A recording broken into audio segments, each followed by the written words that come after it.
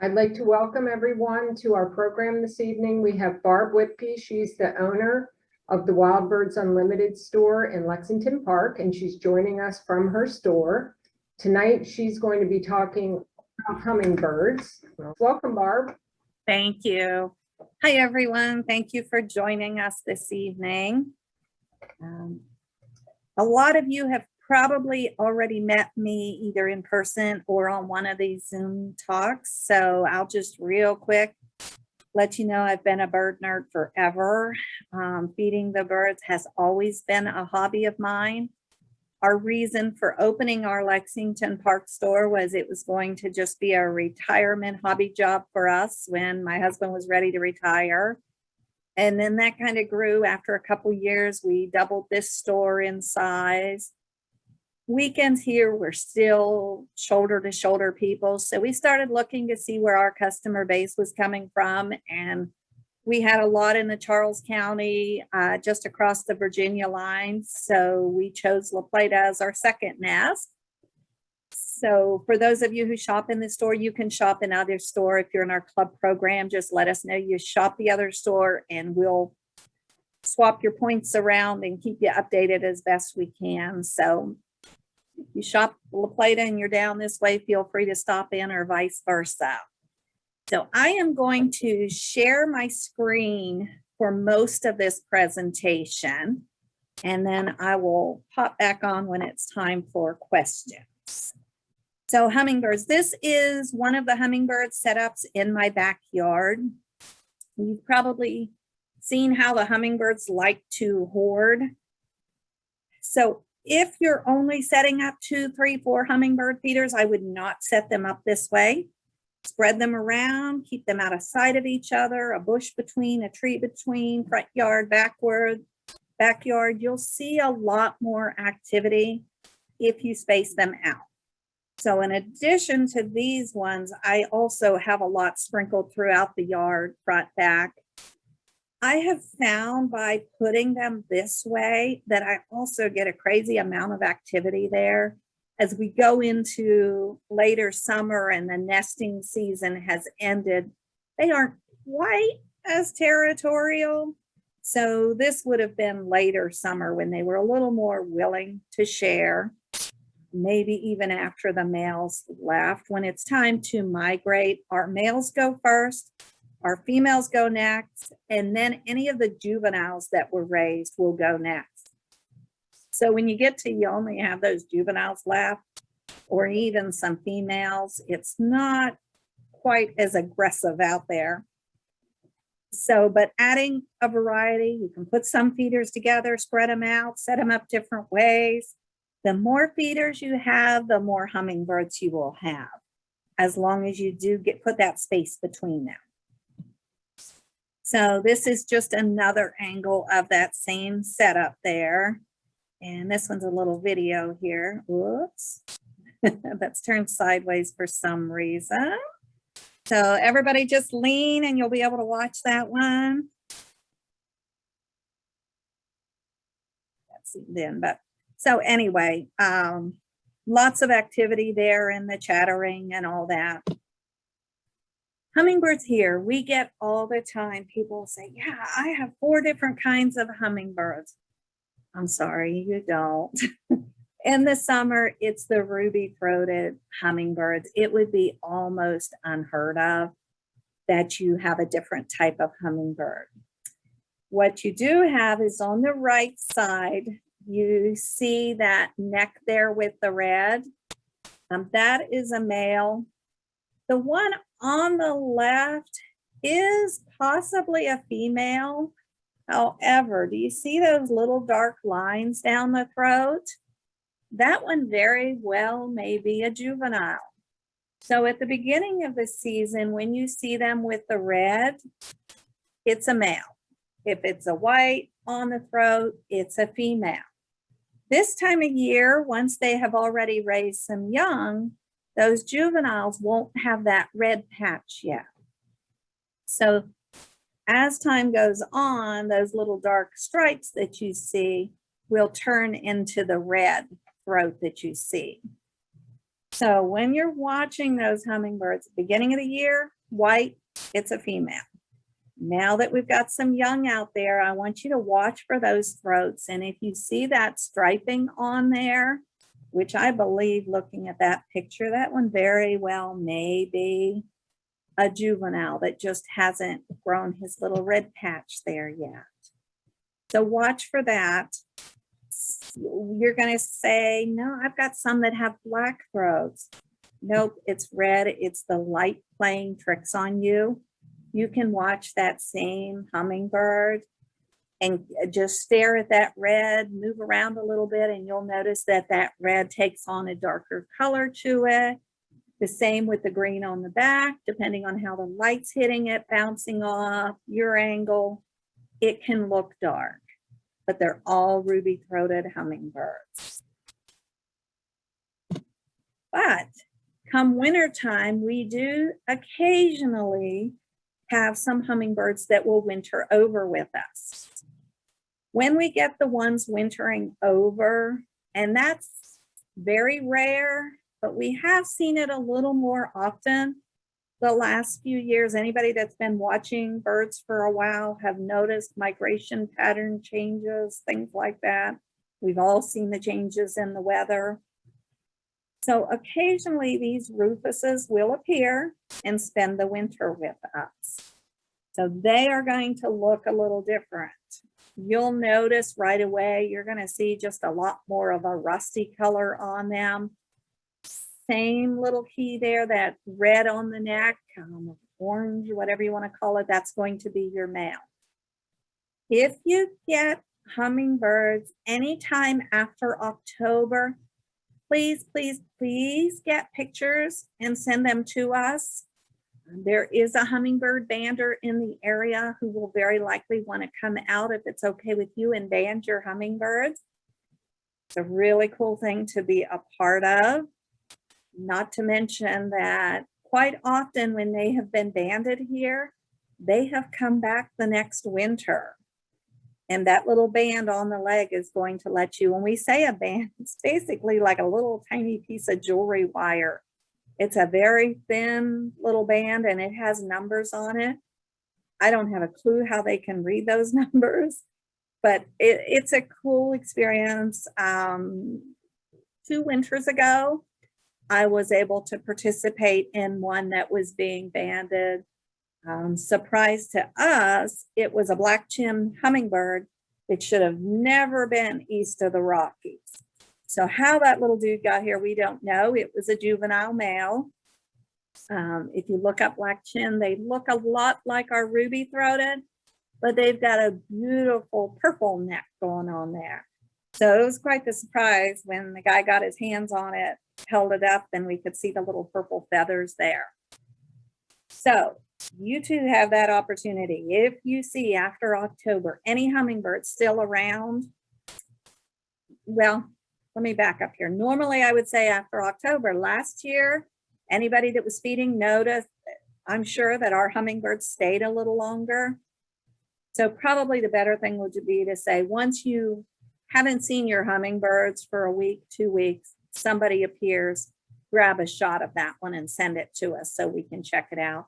For those that are on, those who aren't aware, we do have a closed Facebook group. If you search for it, it's Birds of Southern Maryland by WVU. That is just a spot for our customers to post pictures of birds. Everybody's on there, is very nice, very helpful.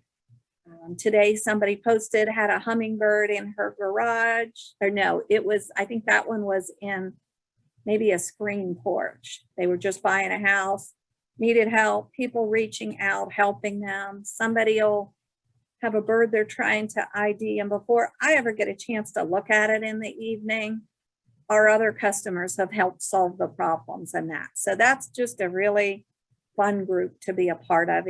I promise you, it's all nice people on there. Anybody that's on social media right now, you know it's not always the kindest place. You will be shocked hanging out with this group of people. So look for that. It will ask you to answer a few questions. And that's just so I can keep people off there that are trying to sell parrots and other things, those trolls. So I will check to make sure that you answer that question and your favorite bird isn't an African gray or something like that. So when you get it, answer those questions. You can even put a little note that you attended the hummingbird talk, and I'll know you're legitimate and pop you right in there. So that's just a little side note. But so you'll see on there, if you get a picture of a hummingbird, you can toss it on there. Somebody from the Audubon or something may reach out to you. Tyler Bell is one that he's retired now, so has a little more time to be on Facebook.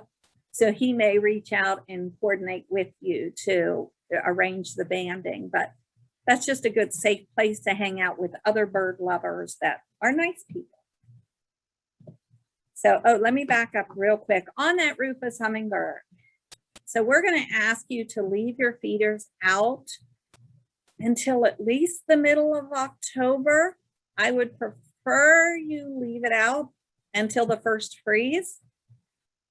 The migration patterns have just been weird lately.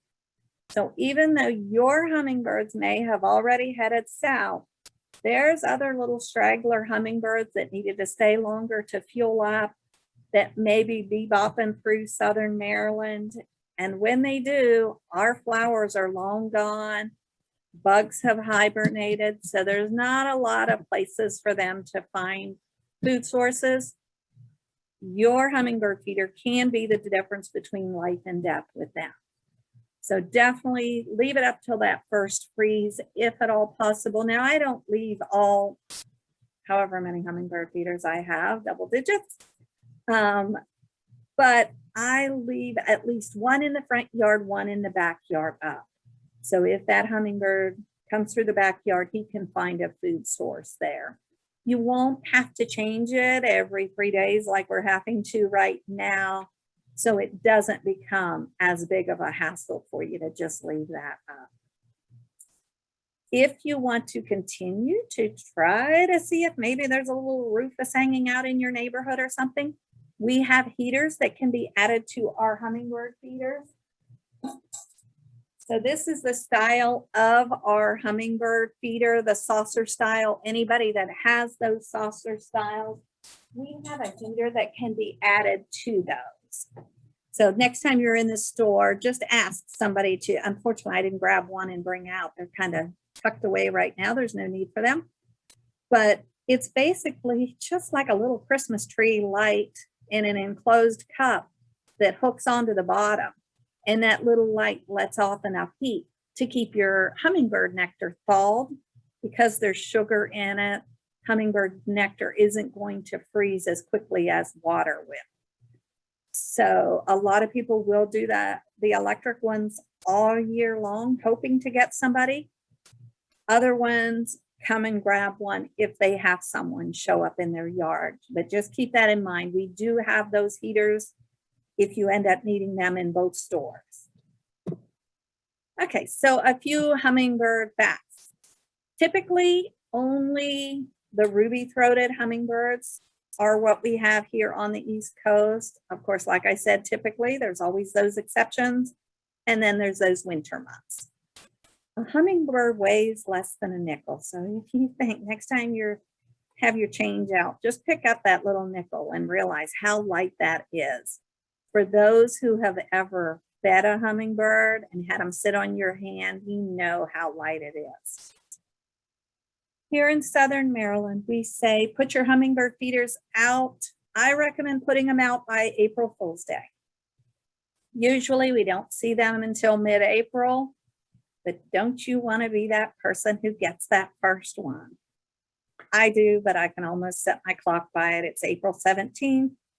This year it was the 14th, so 3 days early, but we did have a lot of people that had them come in early this year.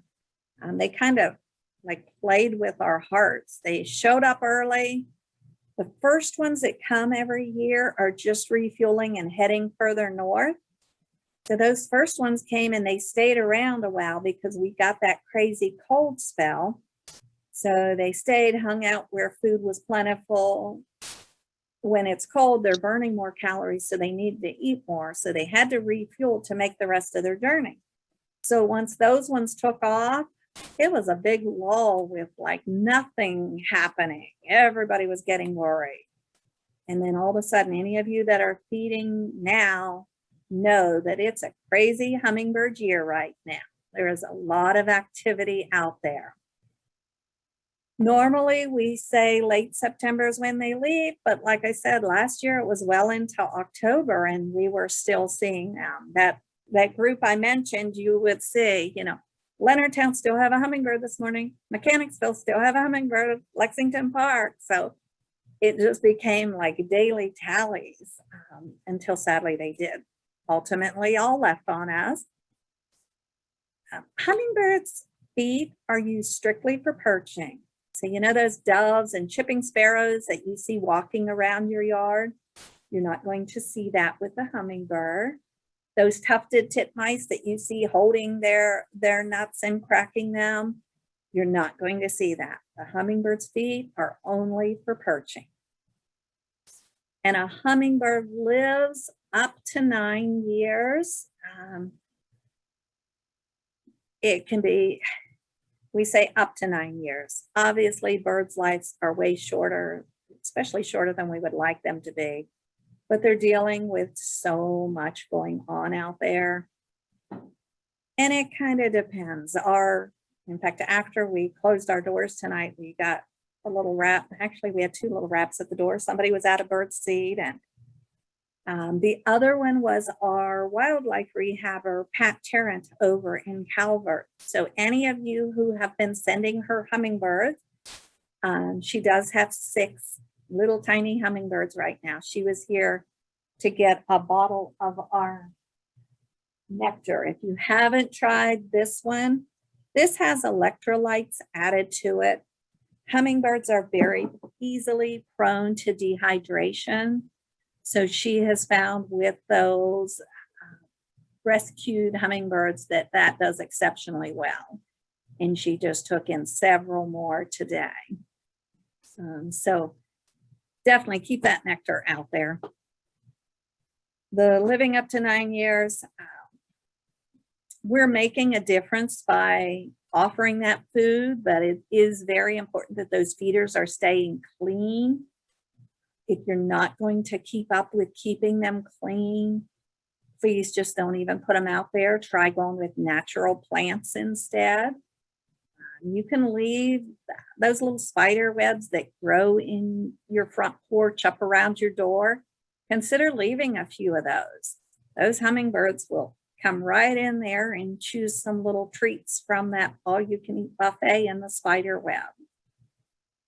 Planting plants, native plants, a lot of things like that. Anything like that is going to help the hummingbirds. And the biggest thing is don't spray. Please don't use pesticides. Basically, those insects you are spraying are the meals for the birds. So please stop with the pesticides. I know I'm probably preaching to the choir here, though. Hummingbirds winter over in southern Mexico, in the northern Panama. Few little neat facts with hummingbirds. They flap their wings about 53 times per second. Their flight speed, on average, just a normal flight is 30 miles per hour. If they're trying to escape, 50 miles per hour, and they have been clocked in excess of 60 miles an hour, which is just crazy to imagine. The next time you're driving down the road, just imagine a hummingbird going that fast. It's crazy. Hummingbirds can fly right, left, up, down. Try to watch them as they're at your feeders tonight or tomorrow and pay attention, and you'll catch that they're not only going forward, they're turning on a dime, they're actually flying backwards, even upside down as they make those turns and that. It's amazing. And so if you've seen them hover, especially if you've got a feeder there that does not have the perch where that one I pointed out, this one has a perch around it. So that allows them to perch, but a lot of hummingbirds do not have those perches. So the way the hummingbird hovers is by moving their wings in a figure-8 position. And that's what allows them to hover there. So pretty cool. Try to catch all that with your eye. Good luck. I was watching a hummingbird out a window the other day. He was just kind of hovering in the air and it just caught my attention. And then about the same time, I noticed a bug there and the bug was gone and he spun, but it all happened so quick. I saw the hummingbird, I saw the bug, I saw the hummingbird leave, the bug was gone, but that quick, he just snatched that thing right out of the air. So good luck trying to catch all those movements happening, but I promise you they're happening.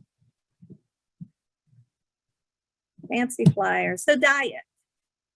Obviously, we know the nectar, the flower nectar, the nectar we're providing.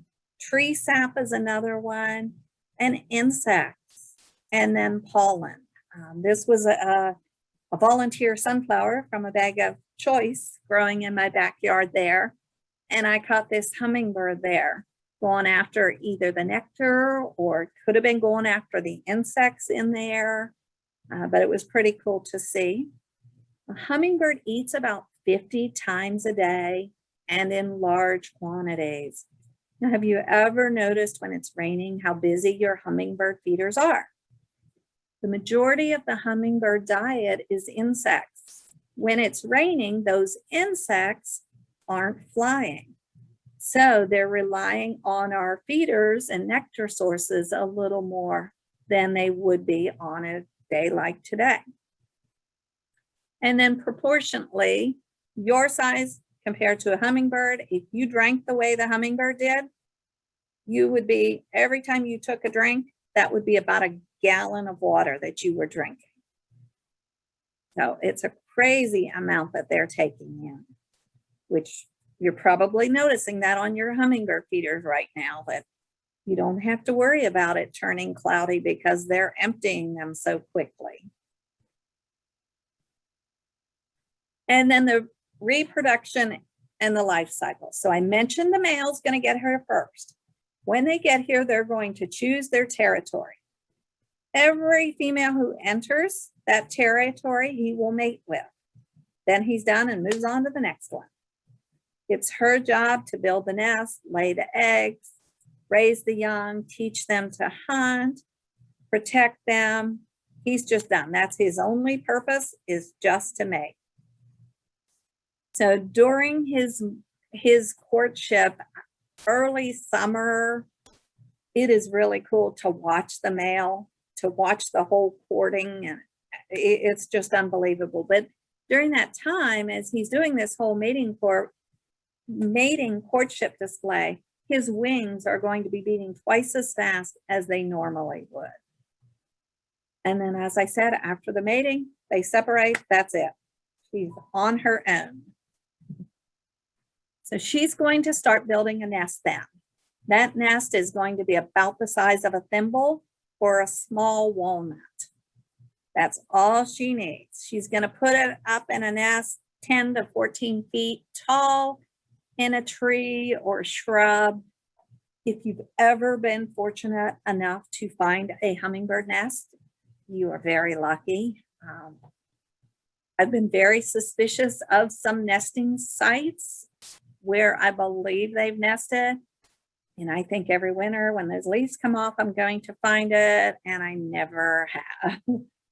So watch for that this winter, though. Try to pick out some of those spots where you see that female always in and out. And maybe you'll get lucky enough this winter. But they're going to build that nest, and they're going to wrap it with spider webs.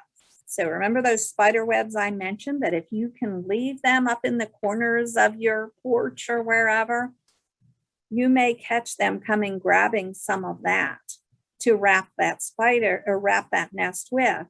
The reason is spider webs are stretchy. If you've ever walked through that sticky spider web, you know what it's like trying to get it off of you. They're going to wrap their nest with that. They're going to lay 2 to 3 eggs in there. Because that's stretchy, as those baby hummingbirds grow, that nest is going to expand with them, but it'll keep them in there nice and snug. It'll take her about 6 to 10 days to build her nest. Typically, like I said, they're going to put them on branches, but they've also been found on chain, extension cords, wires, all sorts of odd spots. But typically it is going to be in a shrub or a small tree.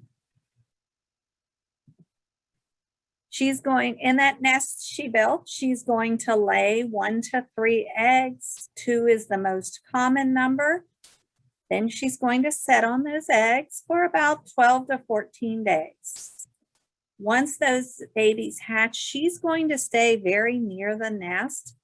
So during that time, we often notice that activity is our hummingbird feeders a little slower because she's counting on bugs and tree sap and things nearer to her nest site for feeding the young. Remember, he's not around to help protect those young or those eggs. So if she wanders too far, she's putting those babies at risk. And she's going to do that twice while she's here. So we are already seeing a lot of juveniles at our feeder right now. They are probably finishing up nesting the second nest right now.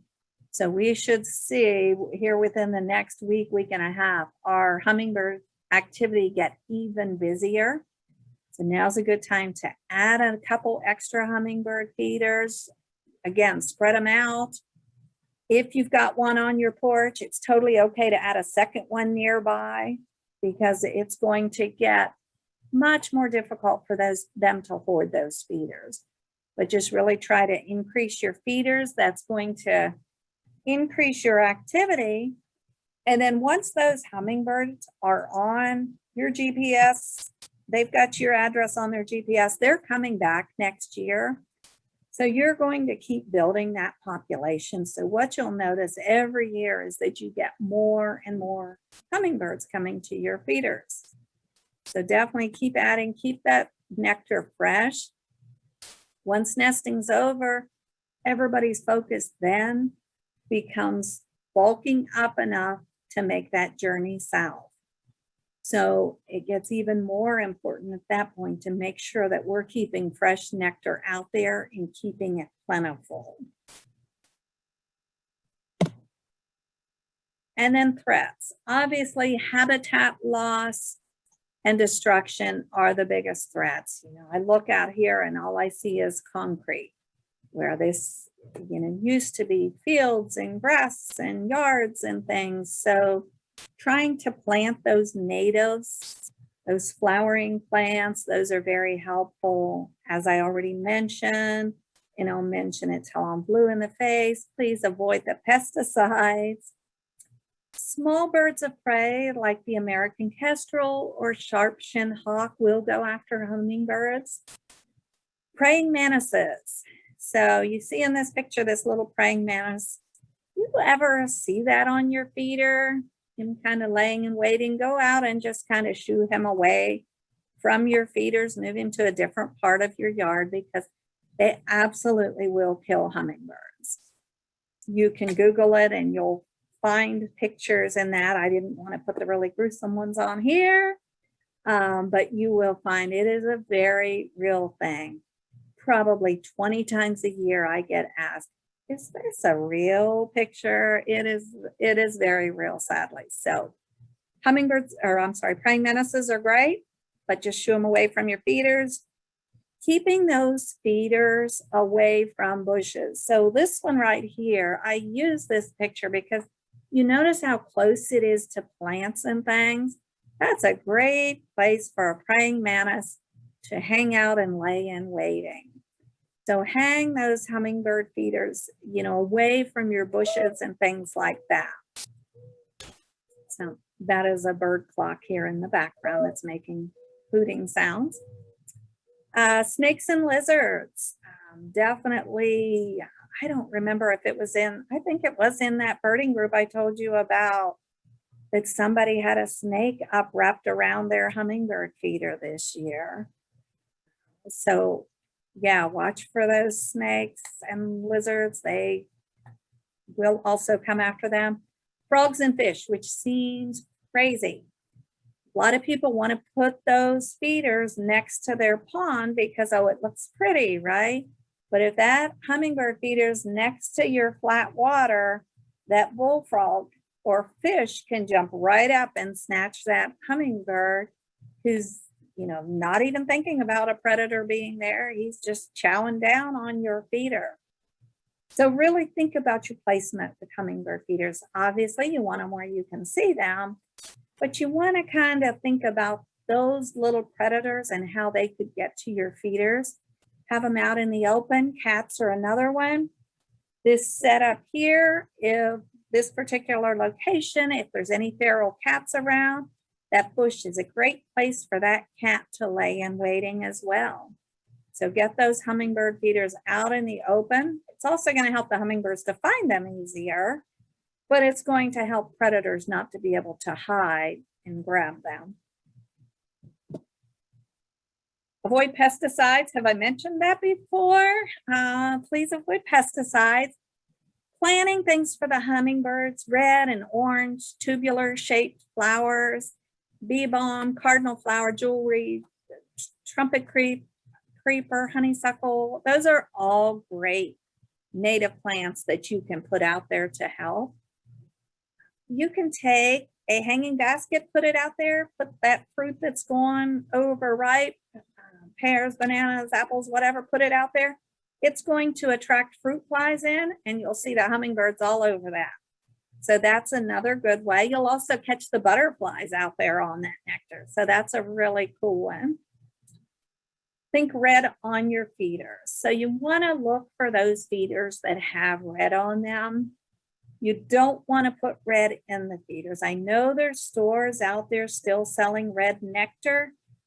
Please don't buy that red nectar. Red is not needed in the nectar to attract them. There is enough red on your feeders. And if your feeder, you have a beautiful feeder you love, but it's not red, you can do things like adding weather guards to it. I'll show you ant motes in a little bit that are red. Just any little spot of red that you can add to it will help with that. Take the stem and paint it red, whatever, but just get a little bit of red there, and that's all you need. Just don't put it in the nectar. And then we already talked about multiple feeders. Nesting material is another great one. I hang one of these up every year, and it has a soft nesting material in it. This time of year, you'll also notice your goldfinch pulling at that to use for their nesting. This particular one is in a little red cage. We sell the refills every year. So if you buy it one year, you can just buy the refill the next year. And I put it up under a weather guard, so it helps to keep it dry. But it is an absorbent material. So if it does get wet, it will dry pretty quickly. So how can we help the hummingbirds? We already talked about that with the avoiding the pesticides and all that good stuff. And then choosing a feeder. Easy to clean. You want to look for that hummingbird feeder that is easy to clean. There's a lot of bottles out there with really narrow necks on them. They can be a beast to try to clean. We do have brushes that kind of like bottle brushes for the babies that you can get down in those. But just watch when you're buying those hummingbird feeders. Although they may look really cute, think through, how am I going to easily clean this hummingbird feeder? Because I'm going to have to do that every 3 to 5 days. So look for those ones that are easy to clean. Perches are a plus. Yes, hummingbirds can drink, and they're going to do that figure 8 with their wings so that they can hover. But you will find if you have a raised perch on there, they will sit down and stay longer. I mentioned those bottles also. So you've got the bottle up here and the feeder below. With gravity, that is still going to drip some of your nectar out, which is then going to attract ants to it. And that's like a whole other discussion. But definitely don't get caught up in that pretty feeder without taking a second and thinking through how you're going to be able to maintain it. Ant modes, once I take this off screen share, I'll show you what an ant mode is and we'll talk about those. Hummingbird feeders. Almost every hummingbird feeder you see has a pretty little red flower with yellow in the middle. Yellow attracts bees. We're trying to attract hummingbirds, so we don't need that yellow on our feeders. Try to avoid those feeders that have yellow on them if you don't want a whole lot of bees all over your hummingbird feeders. And then bee guards, and again, I'll show you that in a minute. Our hummingbird feeders have little nectar guard tips you can put on there to help keep the bees out. If you're having problems with bees, grab your hummingbird feeder. If you didn't get it from us, bring it in and we'll try our nectar guard tips and see if they'll work on your feeder. If you have the saucer style as shown in this picture, most of them, the nectar guard tips will fit on. I say most of them because there's some copycat made in China feeders like that being sold on Amazon. Please stay away from those. They are copycat. The company that makes these is in Rhode Island, woman-owned business, yay. And they're made in the USA. Somebody over in China has started copycatting her feeders, and how we found out was customers, not particularly our customers, but customers of her product called to complain because the feeders just melted hanging out in the sun. So they may be cheap on Amazon, but you're hurting a small business by these bad people, and who knows what that hummingbird feeder is made out of. So, but there's similar feeders like that being sold other places, just not on Amazon. Don't get them from Amazon. A neat little fun fact with hummingbirds, they can see your feeder from about 3/4 mile away. Again, you don't need that red in the nectar, just a little bit on your feeder and they're going to find it. Just put it out in the open, especially the beginning of the season. I recommend people put it out in the open rather than under an awning or under a tree. They will find you a little bit quicker that way. Same thing at the end of the season as you're hoping to catch those late migrators. Put that hummingbird way out there in the middle of the yard where it's really obvious, so those flybys can see that feeder. And then your nectar recipe. It's a 5-part. 1 part sugar, 1, 2, 3, 4 parts water. So it's 5 parts. 1 sugar, 4 water. You can do it 1 cup of sugar to 4 cups water, 1/4 cup of sugar to 4 of the quarter. Whatever you do, it's a 1 to 4.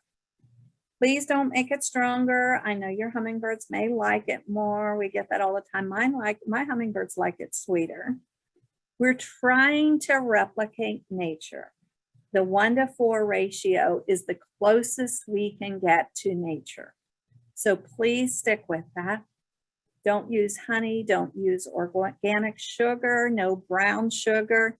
Good old plain table sugar like you were raised on is what we want to offer the hummingbirds. I know organic sounds like, oh, if organic's better, it should be better for them. Organic sugars tend to have a lot more iron in it, and hummingbirds and iron do not go well together. So please, if you're using organic sugars, please empty that nectar tonight and start over again with the real deal. And then keep it refrigerated. I use that nectar bottle that's shown there. I fill it with a cup of sugar, 4 cups water, shake it up, fill my hummingbird feeders, and put it in the fridge. Couple things by that being in the fridge, it's going to remind you when you go into that fridge, oh, I need to check the hummingbird feeders today. So keeping it in there, it will last a long time in the fridge. And if you look at your hummingbird feeders and you're thinking, there's no way I would drink that, then it's time to clean your feeders. If you're seeing it turn cloudy, again, that's where those saucer styles that are clear come in handy. The minute you see that starting to turn cloudy, it's time to change your nectar. So another little fun fact, a hummingbird tongue is longer than their beak. If you have ever watched them, it is crazy, that tongue. Watch one day sitting there and grabbing bugs out of a spider web, and that tongue just starts out of there. We tend to think, we've always been told, oh, their tongue's like a straw. That is not true. They tend to lick is how they drink their nectar. And about 13 licks per second is how quick. So again, it's so fast. One other plug with that clear bottom feeder. If you're looking in the side when they're drinking, you'll see the water moving around their tongue, which is a pretty cool little thing to watch. And then feeder care. So nectar ferments very quickly. In heat like this, it's every 1 to 3 days, you're going to have to change that. You don't have to fill your feeders all the way through. Just put a small amount in there during the really worst heat of the summer, because you're going to be changing it more often. So that way you don't have to keep emptying it and wasting that nectar. Already mentioned, you're going to watch for that cloudy nectar. Keep ports clean, use a brush. We have a teeny tiny brush we sell in the store. If you don't have that one, highly recommend it. Looks like a mascara brush, and it's great for getting in the ports. You want to really keep those clean. For cleaning in hot water, usually if you're changing it every day or two, just hot water is probably enough. Maybe a little vinegar. If it's feeling a little slimy in there, I would go with some vinegar. If you get mold, black mold growing on your hummingbird feeders, then you're going to need to use a little bleach. So soak it in a bleach and water solution, 1 part bleach, 9 parts water. Soak it, rinse it really, really, really well before you refill those. And then as you're refilling, try to be really careful and not let that nectar splash out. If the nectar splashes out, then the bees are going to find that feeder pretty quickly. So that's another good reason not to fill it all the way full. Just fill it and then carry it out carefully.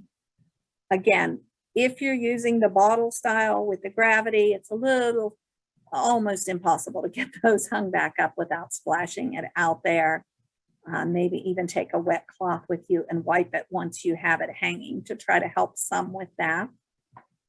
Another problem with those bottles that I don't like about them, you've got the bottle, you've got 4 ports, you're watching it, here comes a hummingbird. Guess which port he goes to?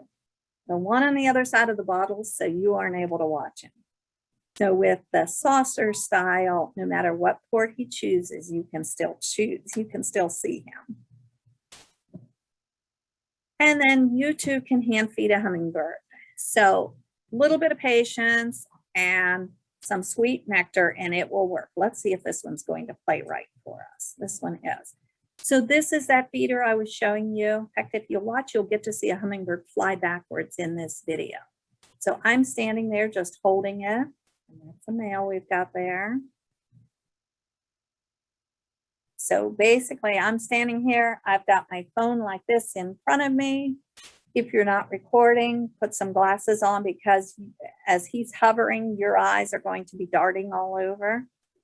But I like to use the phone so I can just record it. Little tongue there.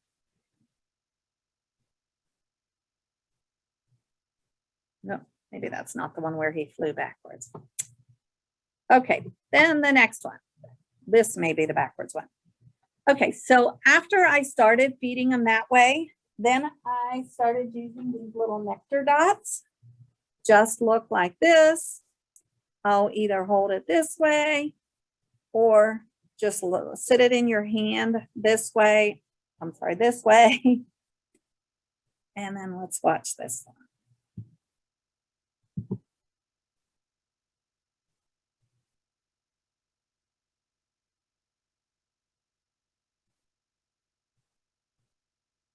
And so you see there, once he started eating, I lifted my finger just a little bit. They prefer to eat from a raised port, which is why our hummingbird feeders have that raised port. So he was just hovering, but as soon as I lifted my finger enough and gave him a raised perch to sit on, he sat right down. If your eyes were closed when they sat down, you wouldn't even know they're sitting on you. They're so lightweight. So the key to get them to do this is take your other hummingbird feeders down, put them out of sight, and stand right there where they come and feed. I like to do it in the evening around 7 or 8. That's when they're most active. They're fueling up for the night. You can also do it first thing in the morning. Just take those other feeders, put them out of sight. So the first time I went to do this, I took my feeders down and I set them there, and I'm in the backyard, and my husband's tapping on the door and I'm saying all kind of dirty words, thinking, you know, I'm out here trying to feed my hummingbirds. And I finally turn and give him this glare, and he points at my feet, and the hummingbirds are all around my feet eating from their dishes. So put those hummingbird feeders out of sight and they will come right to you. And again, you've got the red on there. They really don't care. They just need that nectar. It takes no time at all to get them eating from your hand. It can be a brand new hummingbird, a juvenile, somebody that's just flown in. It's survival. They need to eat and they will come right to you. I mean, anybody that's watched hummingbirds, you know what little beasts they are. They are not afraid of anything. Let's see if there's anything else here. Nope. Okay. So let me get this off screen share, and then I'm going to show you a few things here now. Okay. So that hummingbird that I mentioned to you before. So this one has that raised perch. In the center here is an opening. This is an ant moat. You're going to fill that with plain water, not nectar. We had a guy one time that misunderstood and thought the ant moat, he should fill it with nectar. Needless to say, he got a whole lot of ants in there. You're going to fill it with plain water. When the ants crawl down, they're going to drown in there. They can't swim, so they can't get across to your nectar. You will have to refill that with nectar because you'll see your goldfinches, chickadees, titmice love to come and hang here and drink from that ant moat. So watch that, refill it. Nice and easy to fill, to clean. Remember, we want to look for those ones that we can clean easily. On the inside here, there's little prongs. And on those prongs, we have nectar guard tips that just slide over those. It's just a little rubber tip like a baby bottle. The hummingbird's tongue will pop right through there. And once it is through there, it can drink, but the bee, it can't. So watch for that one. If you're having problems with them, those nectar guard tips. Again, though, if you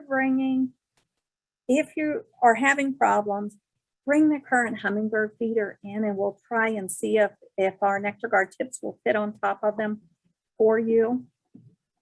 One other quick tip on there, our feeders have the recipe in there for making your own nectar, so you don't have to remember every year. You can just peek in there and read, and it'll tell you that 1-to-4 ratio on that. Oh. And then I mentioned if you have a hummingbird feeder that doesn't have a lot of red on it, or maybe it's in a very sunny spot, we have weather guards that you can add to it. So that's going to give it a little bit of shelter from the heat. It also, during the rain, I mentioned those hummingbirds are going to keep coming. That's going to be a way to bring those in so they can still continue to eat when it's raining, but also give you an extra spot of red if your hummingbird feeder isn't red. We have those in a couple different sizes.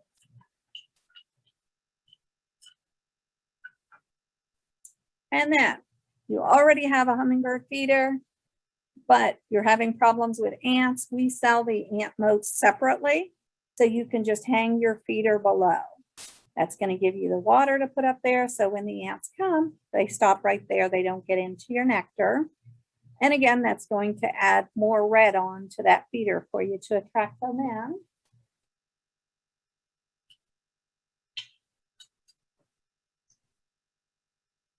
So I talked about that nectar bottle. This is it here. Has the, again, so you don't have to look up the directions every year. It's all written right on here. I turn my water on at home, let it start running to heat up. So it's just going to be hot sink water. I add the cup of sugar, 4 cups of water, and then I add a tablespoon of nectar defender. If you haven't used this stuff is amazing. It's copper, natural part of the hummingbird diet, so it's not going to hurt them. But you'll find it will about double the life expectancy of that nectar. So rather than during this heat wave, changing it every 1 to 3 days, you're going to get 5-6 days out of it. So that's some good stuff. Check that out when you're in. What else do we have? Another problem a lot of people will have is ants crawling up the pole. And not even necessarily just hummingbirds on that, but your feeder poles. We have cinnamon oil. Great product. It's a little gel, and you can just take a strip, put it around the pole, and it will stop the ants right there from crawling up. I have one window that for whatever reason, the ants like to come in every spring. As soon as I see the first one, I open that window and just line the track with the cinnamon oil, and I only have to do it once and it ends it. So pretty cool stuff. Ants won't cross that. So great stuff. I use it on all my nesting poles for my bird houses as well. So I don't have problems with ants getting in there. But okay. And then one last just little fun thing that I'll show you is a hummingbird swing. So no, the hummingbirds don't really sit there and swing. However, when they do sit on it, their erratic movement causes it to swing. The key to using those. So you're looking out this window here and you've got your hummingbird feeder, and that hummingbird spends all his time up there guarding the feeder. So as soon as somebody comes in, he flies down. So with this one, you're going to take that hummingbird swing and you're going to move it into your line of sight up above the feeder somewhere and let him use that as his lookout point. So you get to spend more time watching him. He's still going to guard it. Whether you have a hummingbird swing or not, he will guard that food. But at least bring him into view so you get to enjoy him a little more, or her. Equally, they both defend those feeders. But I think that's all I have. So if you want to go to questions, Joan. We have a lot of questions tonight. Okay. Now, some of these are from the very beginning of the presentation. So the first one is there a hummingbird banding video on YouTube that you know of? There is not one that I know of, but I would be shocked if there's not one. Right. Okay. Oh, and I have a question that relates to that. You talked about banding the hummingbird 2 years ago. Did that hummingbird come back? Did he come back? It did not. Yeah. Okay. Yes. So, which is probably a good thing. Okay. The Rufuses can withstand the cold weather. I don't know what that little dude was doing here, whether he hitched a ride on a truck or, Okay. yeah, no idea. But that was one of our customers. I was at the LaPlata store that day and she called here. And so they called me, I called her, and, you know, we got her hooked up with a heater and everything. And she was, or he was there for several weeks. The Audubon Society worked with her and arranged schedules so that people could go out to see this hummingbird, because it's one you're never going to see here in Maryland. Wow. So it was a pretty big event. That's a cool story. Okay, question number 2. Do you know if the hummingbird rehabber needs volunteers to help out? I'd love to help. You could try. I will tell you, I used to be a rehabber, and it is really tough. It's almost more work. They're doing it out of their home. So it's almost more work having people coming in. But I would definitely give her a shout. It's Pat Tarrant, and it's, oh, I want to say it's, who's out there can help me? Is it Blue Angels? It's Blue something, and she's in Calvert. But you know what? If you just go to DNR's site and look for licensed wildlife rehabilitators, you will find her. It's Pat over in Calvert. I believe she's in Lesby, but I know she's Calvert.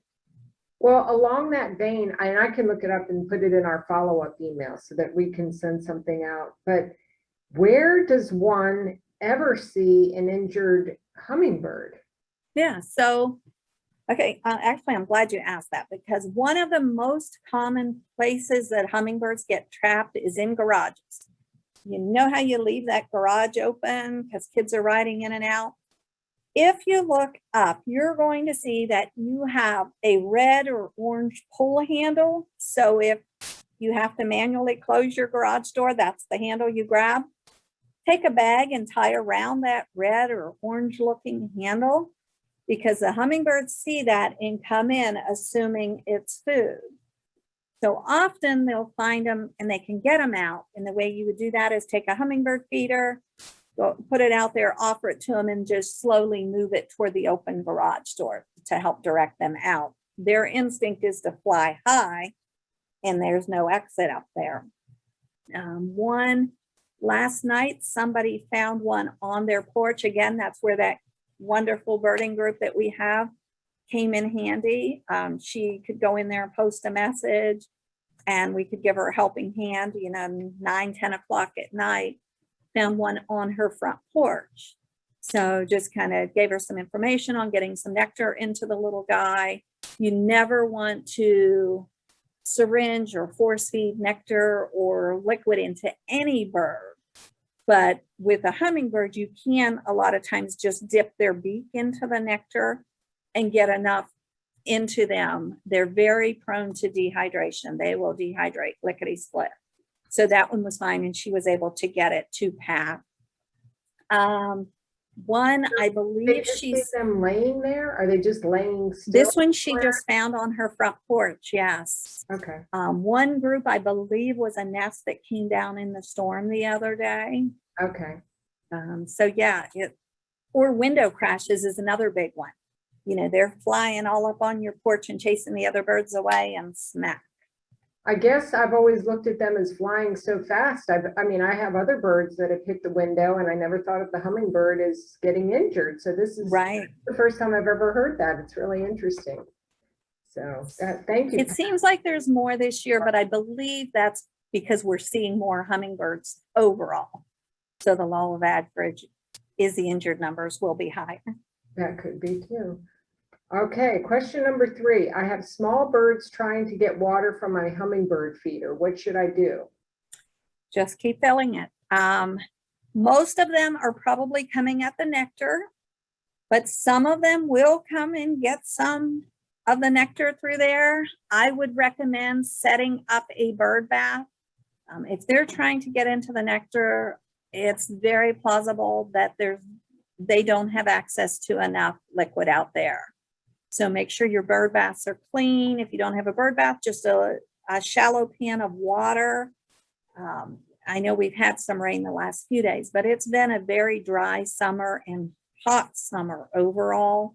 So offering any food that you can will be helpful. I've noticed, Barb, that in my hummingbird feeder that is, I bought it from your store, but that middle moat, that ant moat, other birds will sit on the hummingbird feeder and drink out of that little ant moat. So that's been fun. They've never done that before this year. And I just keep filling Exactly. Yes. So that's yeah, a lot of times the smaller birds, many bird baths are just too deep. So you want bird baths that have shallow edges.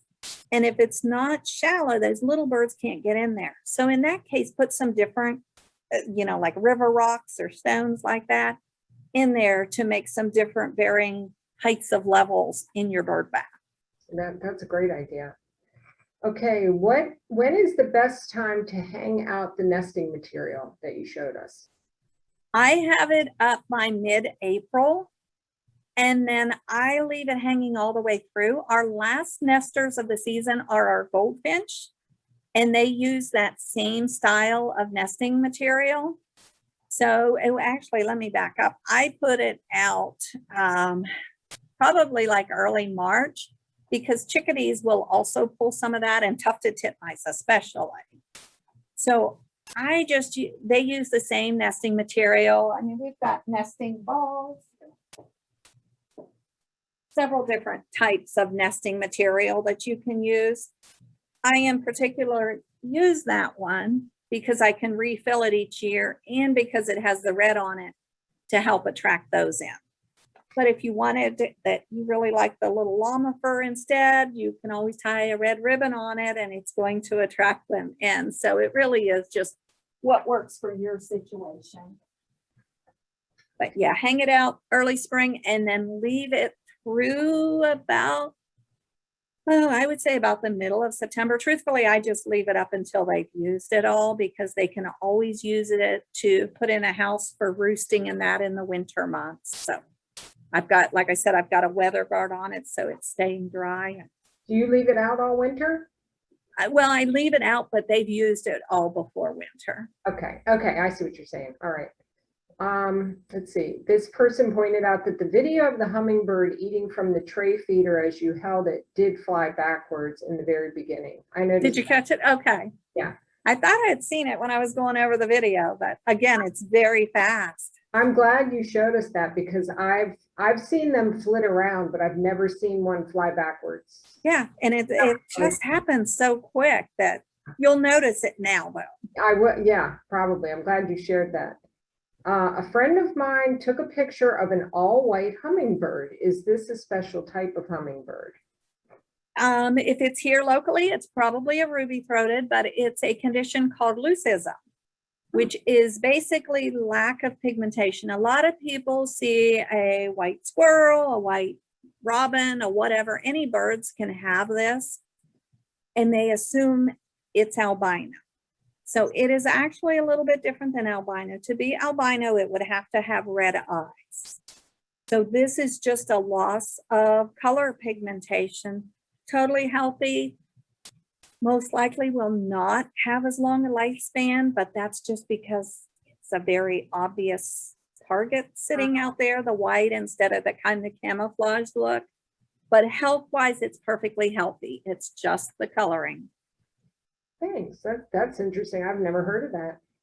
Yeah, there's, again, you can Google that and you'll see, gosh, crows, and there's a crow up near Airport Road that my son sees quite often that is all white like that. And he'll call me and he's like, it's there.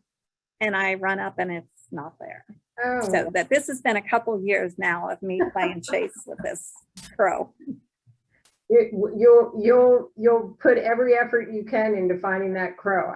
Exactly. That'll be the next picture we see. Right. Someone has already been nice enough for us. Marlene has been nice enough to Google the YouTube hummingbird banding, and there are many videos on banding. So Awesome. That's great. I'm excited to see that. Thank you, Marlene. I wanted to point out, Barb, right behind you on your pole, on your there is a black bar that looks like it has two leaves sticking out. Yeah. And I know you mentioned earlier that we are seeing more hummingbirds this year, but I'm convinced in my yard that I'm seeing more hummingbirds because this is the first year that I got one of those poles. And I've always had the hummingbird feeder hanging there. And this year the hummingbirds will come and sit on that pole near the hummingbird feeder. And it's really fun to watch them. I've never seen one sit somewhere. Right. Well, and a funny little thing with this little branch. So our pole systems, if you've been in to see it, it is designed by our founder, Jim Carpenter. So he has the patent, designed this whole thing, and then he was like, oh, I need somebody to make it. So approached a guy in Indiana where he lives who makes the pole system for us. So they only make our product for us. So when we run into where we need something new, we'll go back to them and they'll create new products. So this particular one was created because goldfinch are polite little birds, and they'll sit over here and wait for a perch to open or a port to open at the feeder. It opens and they come dilly-dallying in and somebody else has already grabbed it. So this was designed so that they could hang out nearby to wait for that port to open. Wow. And then it has all kinds of other uses. Now, Exactly, yeah. The other I thing, hang a hummingbird feeder off the end of it as well. well, I saw that tonight and I thought, wow, I can do that. But I'm pointing out now, you don't have to screw that in. It's created or Yeah. it's designed, so it just kind of swerves. Yeah, just twists on there. Yeah. Okay, and I have one more question from me. How does a hummingbird carry the web, the spider web? How do They they use their beaks and just take it off. It's crazy to watch. and then they're able to drag it, away with Yep, it'll just kind of stretch and go, and wow. he just flies around with it. Yeah. I'm always impressed by the photos. That all those are your photos. Well, most of them, except for the one with the praying mantis on it. Yeah, that one definitely isn't. But the photos that you have in the videos are amazing. And I'm appreciative that you shared that you held the feeder in your hand before you went to that ring feeder, because Right. I've heard some people where they'll buy the ring feeder and then put it in a plant and kind of Right. wait for the hummingbird to see it. But I think that's a good idea to hold the regular feeder in your hand and get them used to. Right. Well, and I will tell you, as crazy busy as our feeders are right now and the activity that we're seeing, you probably could go straight to that little feeder and just take the other feeders and go straight to it. Now, Because why are we seeing more this year? well, right now we're seeing so many because of the whole nesting season. We're getting late in the season. Okay. Not sure why. It varies year to year, but it is a really good year. We've had years where it's like, well, that was kind of a letdown this year. And, kind of like when you go to the fireworks, like, oh, they were great this year. And then, oh yeah, that was kind of boring. Right. Well, I have to say in my yard, I never see more than one or two. I'll see them fighting, for the feeder. But this year I've seen like 4 at a time, which is I'm so excited about. Right. Well, and this is also your second year of feeding, right? Well, it's probably about my 5th. Yeah. So you're building that population. Okay. So you should every year going forward see more and more. Okay. I'm glad I never gave up then. Right. Hey, and I will mention one other feeder too that we have. I didn't bring it over, but we have one that mounts right onto a window. Oh, And that one is really cool. I've got a male juvenile and he is nonstop in one of those feeders. And he doesn't care that I'll come right up there and watch him, this close through the window. So a shout out for those window feeders too. I take all the screens out at my house so I can take pictures. okay. So you would have to put it in a window without a screen, but it's really cool. It suction cups right on, and that brings the activity really close. And I've seen them where they look like they're fighting. Are they fighting, for the one to get to the feeder first, or are they? They're guarding that feeder.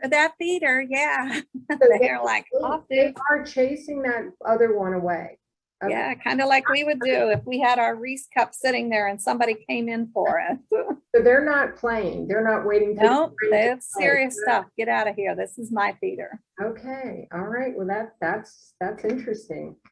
All right. Well, I think we've covered all the questions, Barb. I think this was great. The information that you give us is always amazing. So